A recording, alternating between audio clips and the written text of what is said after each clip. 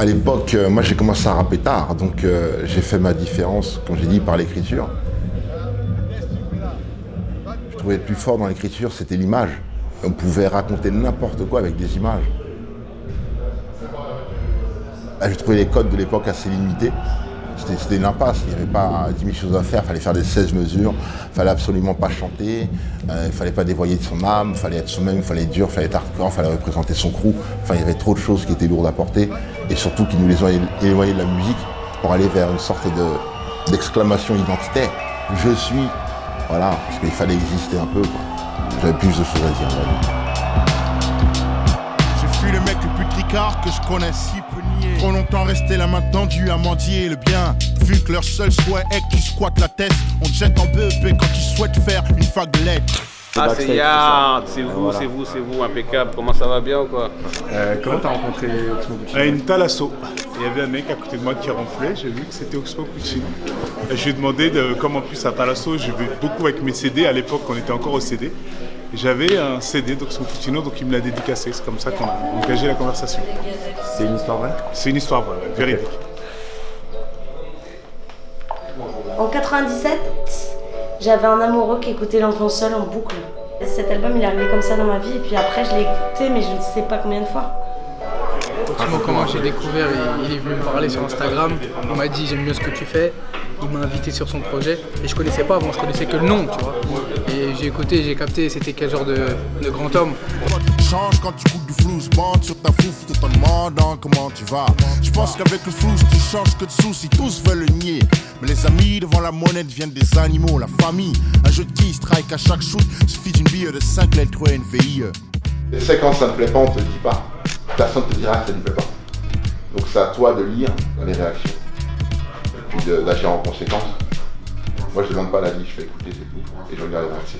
Que lorsqu'on écoute un morceau de moi, c'est soit une fulgurance, soit c'est un morceau que j'ai réécrit 3 ou 4 fois jusqu'à être content. J'ai rien à vendre de la rue. Et que je ne me suis jamais vraiment considéré de la rue. J'y étais par accident, j'y ai été parce qu'il n'y avait que ça, et que je pensais que le monde entier c'était ça, c'est tout. Et lorsque je me suis rendu compte qu'il y avait une porte avec des fenêtres et qu'en fait c'était pas des cartes postales dehors, bah, j'ai eu un autre point de vue qui confirmait les raisons pour lesquelles je me suis quelquefois senti mal à l'aise. En fait, bien avant de le connaître, Oxmo, moi j'écoutais sa musique. Et pour la petite histoire, c'est Kim Chapiron avec qui je travaillais, on allait sur le tournage de Chétan. Et tout d'un coup il me dit ouais, il y a Oxmo qui venait sur le plateau, ça t'embête pas de le prendre dans ta voiture?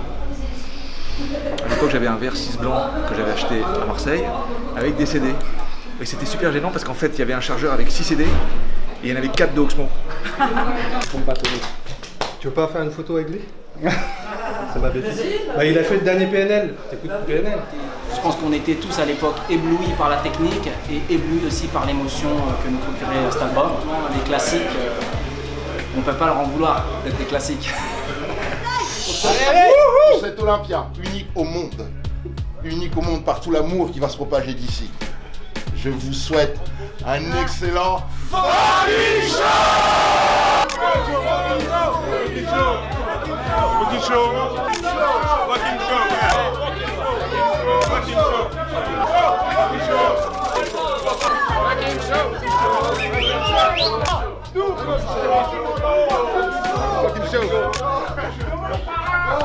Chacun son camp, chacun son camp. Chacun son camp. Le monde est rond, mais se divise en continents, qui se divise en pays, se divise en nombre d'hommes, se divise en camps. En fait, le rap, c'était du rap conscient, intelligent, tu vois. À l'époque, je rappelais des trucs de la rue, machin, mais c'est toujours la rue, mais dit avec une manière un peu à la Audiard ou à la Gaspard Noé. À l'époque, un succès commercial, c'était disque d'or en une semaine. T'avais fait 100 000 en une semaine, si t'avais pas fait 100 000 en une semaine, t'avais raté ta vie, quoi. Ça pousse à comprendre, à analyser, à s'auto-analyser aussi, parce que pendant tout ce temps, on continue à dire que ton album est bon. Et en fait, c'est tout ce temps qui fait la différence, parce que ton album peut être très bon pendant un mois, et après, le reste du temps, on attend le prochain. Celui-là a été bon longtemps, et a même effacé tout ce que j'ai fait entre-temps. Donc, je peux parler d'un vrai succès, oui, un vrai succès, parce que même si c'est celui qui demande le plus de patience, je crois que c'est le plus solide.